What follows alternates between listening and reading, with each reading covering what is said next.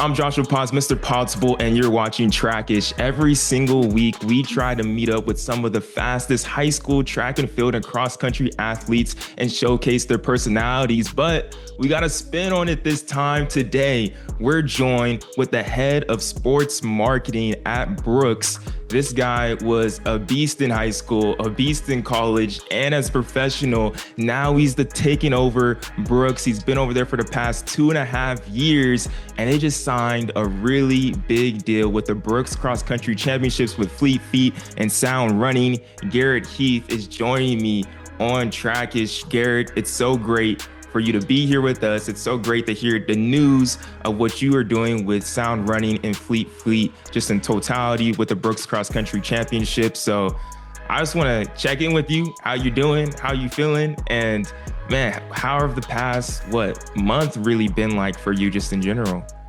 Yeah, no, thanks a lot for having me. No, it's been crazy, but fun. I think that's the business and sports marketing, and that's the sport now. There's so much happening, I think, with NIL, with different meets, and it's the more busy it is, it usually means the more exciting it is. But it's I think you take the good with the bad, but it's been fun. It's been exciting, and loved working and trying to build this new event. So Yeah, man, take us a little bit behind the scenes of how this all came together. Jesse Williams, head of Sound Running, he was on the meetup and kind of talked about how this came together really fast. He was talking on Flow Track on the meetup, how this came together really fast, talking to Fleet Feet, and then to you coming on as a sponsor. How did this all come together in that such short time? I think it was about 10 days after, or less than 10 days, when Foot Locker announced that it was over.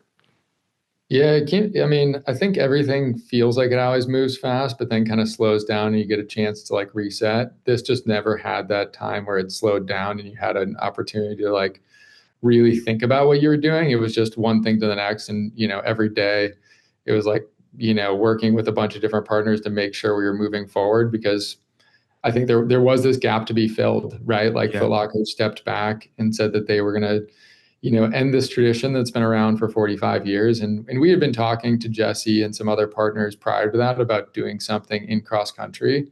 We do the Brooks PR meet in the spring, and that's been a big focus for us for the last 10, 11 years now. And so like, we've really, like, that's been the anchor of our high school program. And Mhm. we've loved doing that, but we've always felt like there's this gap in the fall where like, we want to be involved in cross country. Cross country is like such a cool part of running and the sport, especially in high school and college. And so we've been trying to think about an opportunity to build back and create an event. And this was the perfect opportunity. For a gap was opened. There's this huge history in cross country with Foot Locker, and them stepping back gave us the opportunity to create this new event for Brooks Cross Country.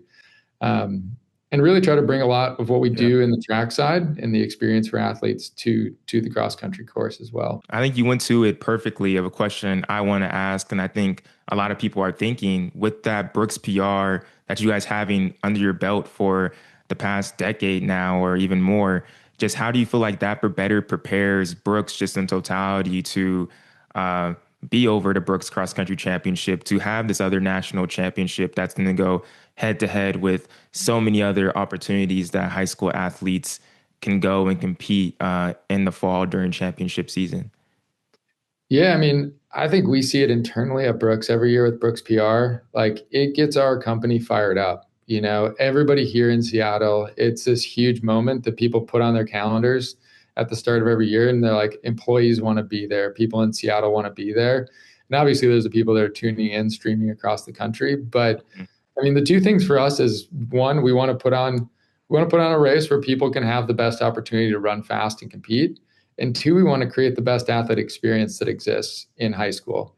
And high school kids get wined and dined now. Like, they get, these best kids get taken across the country. Every brand puts them up, does great things. And so the bar keeps going up, but like, we want to be that best experience. And we want kids to leave being like, there's no way I could ever miss out on that. And that was one of the highlights of my whole high school career. And Yeah. so that's what we focused on in track. And it doesn't exist the same in cross country. Obviously NXN is there, but cross country is less crowded than track is. And there is this huge opportunity to follow on this massive history that Foot Locker has had, and build on that and create something new with Brooks XC, in a way that like we bring that experience and kids leave. I was there in San Diego back when nationals were there, and it's like you want to leave these moments feeling like this is a highlight of my career. This is a Yeah. highlight of my high school time. This is a highlight of like, a highlight up to that point. And so we want to be a part of creating that for kids. Yeah, absolutely. And I think you hit on two things that you guys are trying to keep intact with the Brooks Cross Country Championship and kind of continue the legacy of Foot Locker, but then also your own spin. First, in the thing that you're keeping intact, those regional sites, those same regional sites, especially I'm out here in California, still being at Mount Sac. And how important was it to try to keep those sites intact as much as possible and work with those same meet organizers to know that they're going to the same place that these high school coaches and athletes have been going to the same place for decades now to qualify for the Foot Locker National Championships, but now Brooks. Yeah. Now, Brooks, I think, two things. One, we are following in this gap that's been created by Foot Locker stepping back, but this is a new event, right? Like Yeah. this isn't Foot Locker, and this is, we're trying to fill that hole that people had and what people were missing. I think you felt that from the community of being like, a collective sadness when that Mhm. event announced that they were going to be done for good. And so I think we are stepping in to try to like help fill that void, but this is something totally different, and like we are going to use a lot of the same courses early on. I think in the future you're going to see more innovation from us in years 2 and 3 as we continue to work on this. But in year 1, we are going to use a lot of the same courses. I mean, there's so much history there, right? Like you said, like Mount Sac, the number of athletes who have run at Mount Sac and the people that like the legends that have gone Yeah. through that course, the way that you can compare it to the past. I think there's just a really cool historical element there. And same with all these other courses, right? Like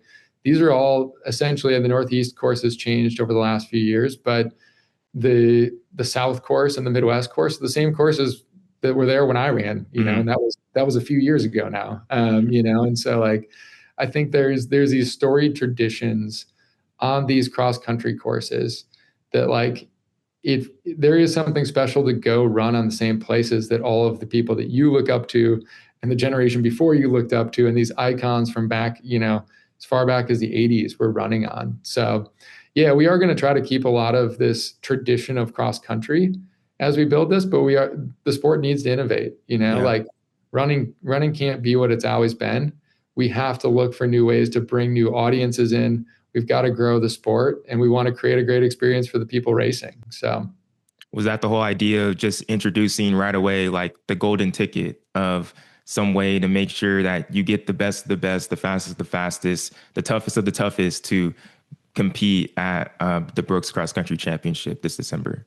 yeah, I think there's a couple reasons for that. One is, yeah, we need some innovation. We need to make sure that the best kids are racing in San Diego in December, right? And so that's one way to ensure that people who may have conflicts, whether it's with state meets or other, things that are coming up for them, to make sure that they're on that starting line in San Diego. Two, and probably more importantly, is like how do we start storytelling around some of the best athletes that are going to be there Mhm. well ahead of regionals, right? So like hey, if you start talking about the athletes that are going to be racing at the end of November, it's a very short news curve. And so, like, we want people to be excited about cross country starting in September, in October, in November, so that, like, when you get to championship season, you're like, I want to see these people go head to head. Like, I can't wait to see what happens. Like, is this, and you start following these kids who are, I mean, the kids who are coming through high school now and what they're doing at the high school level is what I was doing as a pro. The Yeah. level just keeps going up. And so, yeah, we want to help grow these kids' brands. We want to introduce them to a larger audience and, ultimately grow the sport. I think that storytelling piece is definitely key, and especially looking at other national championships that we have right now in the cross country scene, going straight to like NXN, there's always rankings for teams that may want to get there. And now we can start with the individuals with these golden tickets. I think that's going to be a great idea and really hit. And you have a company in Sound Running that you guys are teaming up with that does a great job with storytelling as well. What does it mean to team up with them and to have them on the operations side and just anywhere that you need to help at Balboa? Yeah, no, I mean, sound running's been great, and honestly, without them, we wouldn't be here where we are because this is a collective effort, right? Like there's been a lot of people that have helped get this off the ground for year one, and Hmm. so Jesse and his team have done an incredible job in helping support that. We obviously work with him for Brooks PR as well, and so there is some Yeah. synergies that we've been able to use from working together for that event that we've been able to that have helped get this off the ground really quickly. So no, massive thanks to that group. There's still so much yet to be figured out, but they do bring a lot of. I think one, the big things they bring is like they bring a lot of creativity, Hmm. and they bring an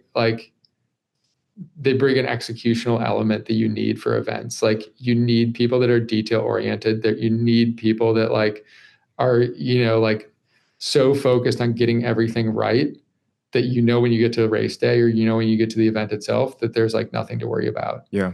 And that's what their group is. And so we're super excited about partnering with them.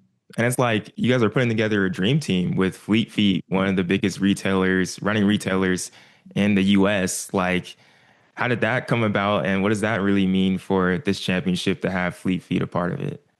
Yeah, no, this has been, I mean, obviously we've done a ton as a brand with Fleet Feet and selling in specialty retail for, as long as Brooks has been around. Yeah. But I think it was, yeah, it kind of, I don't know actually how it all came together. It happened so quickly.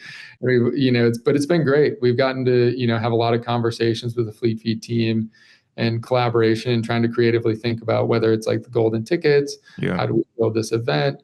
But I think most importantly, like what Fleet Feet brings is they have a footprint nationwide, right? And I Mhm. think it's like I was saying, I think, a big part of this is like, how do we create this really special moment for the best of the best kids in San Diego? But just as importantly, how do we grow the sport of cross country? And it's not just about those kids that are in San Diego. These regional championships, that's the nationals for 95% of the kids. And so how do we grow the sport with those? How do we amplify the running community and the high school running community and get more kids involved in cross country at a young age by putting this in the retail stores with Fleet Feet? And so I think the extension of what they're able to do with marketing and storytelling and getting the word out to communities across the country is going to be huge, right? And that's what will really ultimately help us grow the sport. So we're super excited about that. Yeah, and the crazy thing, and I feel like this has to be extremely full circle for you, is that you competed at the Foot Locker Cross Country Championships, what it was in 2003 and 2004, and you ran amazing there. What, sixth place and 10th place there? And I want to talk a little bit more about that. But before we get there, I have a trivia question. On Trackish, we like to do some type of trivia as well. And so here we go. I believe it was, we don't have to go down to a specific year, but here's the question. How many future Olympians did you face at the Foot Locker Cross Country Championships? Was it was it one? Was it five? Or was it two? Oh wow. I'm gonna say 5. From my understanding, I believe that's wrong, Garrett. I think that's wrong. Hey, there might still be some coming. Are you saying my chance is done? Oh yeah, true, true. I believe in 2004 you competed against Galen Rupp and Lopez Lamong in the That's same great. race. Yeah. So that just goes to tell of how competitive and where these athletes can end up going afterwards from Foot Locker. Just looking back to the World Championships last year, we had Grant Fisher, past Foot Locker national champion, and we had Cole Hawker, past Foot Locker national champion, who were winning, medaling at the World Championships. And for y'all to continue that legacy of the best is incredible. Just to see that keep on going.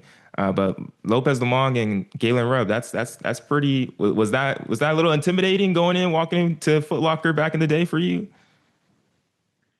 Honestly, less so for those two. I think my junior year, Chris Solinsky Yeah. was the guy to beat, and that was intimidating. I remember going to, warm up the day before the race, and Selinsky's warm up pace was like my all out tempo pace. And I was like, this is totally ruined my race just warming up with this guy. And I ended up luckily running well, and Selinsky went on to win. So maybe that was part of the good mojo, is just following a legend like that. And I think I think these national meets, no matter what, it's this really good opportunity to be exposed to other people trying to achieve great things. And and I think you see it more and more with high school kids now, just getting to know this group. And I think it's elevating the bar because people can see that, hey, the best guy in the country, it's just he's a normal dude or normal, Yeah. person just like me. Like, you kind of put him up on a pedestal when you don't see him or you don't actually get to know him in person or meet him.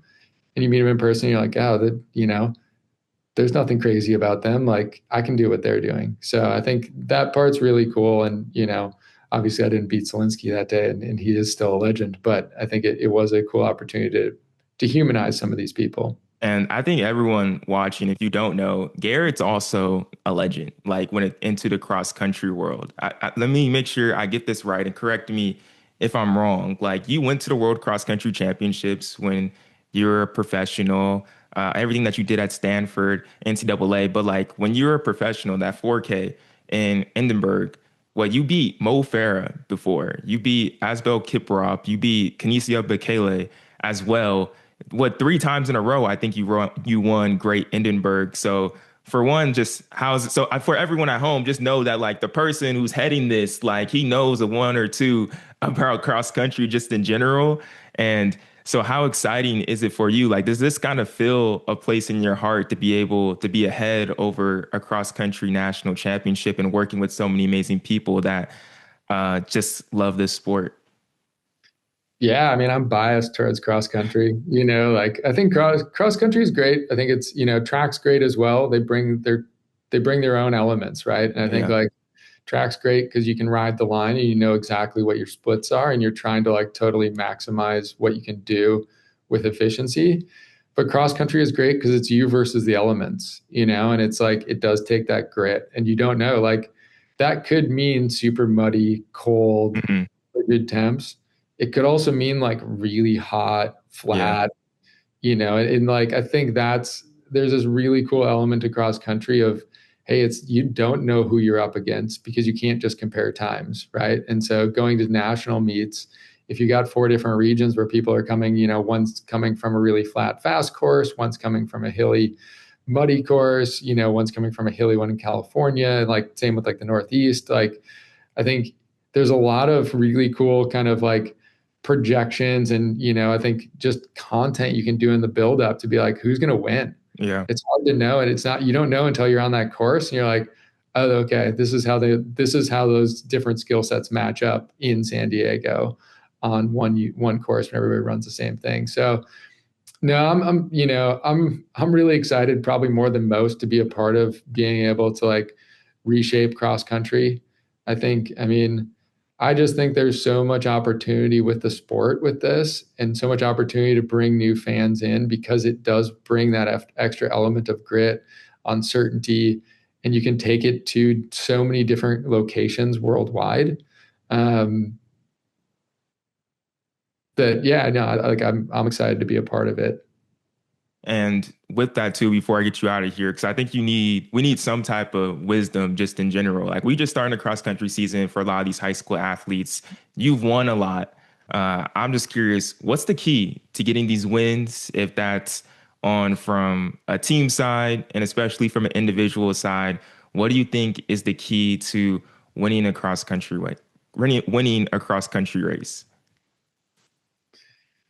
Training hard in the summer when nobody's looking. No, I think, there's a lot of different things that go into it, but I think the two things that come to me for cross country that's different than track is one, like the shortest route isn't always the fastest route, right? Like, especially in muddy conditions, sometimes the outside path is actually faster than the Hmm. inside path because it's not torn up as much. And the other thing is like, even though cross country is really hilly, really muddy, there's all these different conditions. I think a lot of it's about getting to know your body and trying to even out that effort across the course, right? So like if there's a huge hill, it's not always about slamming it up that hill and then running out of gas at the top and then Yeah. going slow down the other side. It's about, trying to make your effort pretty even. And so, obviously there's variance of that course to course, but I do think there is this just mental game internally that exists in cross country too that I think is really exciting and fun because no one knows how you're feeling and you can put in moves and you can like there's a lot of gamesmanship that's there's not time to tell you if like what you're doing is possible. If you're on the track and you put in a move and you run a 50-second quarter in the middle of a 1500, people are like, well, that person's an idiot. They're going to blow up. But you do it on a cross country course. There's no time to tell you if that's crazy or not. And so people have to follow or they have to take the move seriously or vice versa. If you hang back, you don't know if someone's hanging back and, going to be able to put in a huge surge at the end. So anyway, yeah, I think overall it's, just it's evening out that effort as much as possible. And bringing your own mind games, it's you versus the world. Like, play those mind games with your competitors that you're out there next to. No, absolutely. I hope everybody was taking notes. I was, even though I ain't competing, but you never know. You never know when the time will come when you'll be back on the course or when it will call you back. Before we get you out of here, Garrett, we really appreciate you just joining track. It's just in general, sharing the vision for the Brooks Cross Country Championship and kind of just the behind the scenes too. I think it's really valuable information and there's a lot of audience that are just super excited for this event and what you guys are going to do. And so, what can you kind of just leave us with of people who are excited, who are hyped, and just want to know more and just are just really excited to be a part of this event, but from the regional meets and the national meets, and even watching online at some point this December? Yeah, I mean, last thing I would say is like we're there, we're sharing that excitement with you, like we feel the same thing and I think it's been really as someone who loves cross country and is biased, it's been really cool to see just the other excitement from people either at Brooks or other just like external partners and people Mhm. that were just reaching out and saying like this is super cool what you're doing. And so I think we get grace for a little bit to say like, okay, everybody's excited without seeing what we do. But I think, what I'd say is show up in November, come to the regional championships and, give us a chance to like, bring you into cross country if you haven't been a part of it. And if you are a part of it already, like come there and, continue to be a part of this tradition.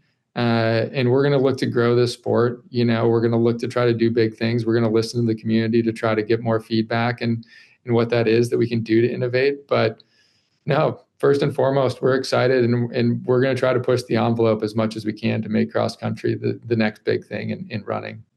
Absolutely, absolutely. Well, we appreciate it. We'll be watching, we'll be excited, and we can't wait to be down there first at the regional meets across the country, and then back in San Diego at Balboa Park at the Brooks Cross Country Championships. Appreciate you for joining us, and best of luck to y'all this December and Thank fall. you. Yeah, thanks a lot for having me. Appreciate it.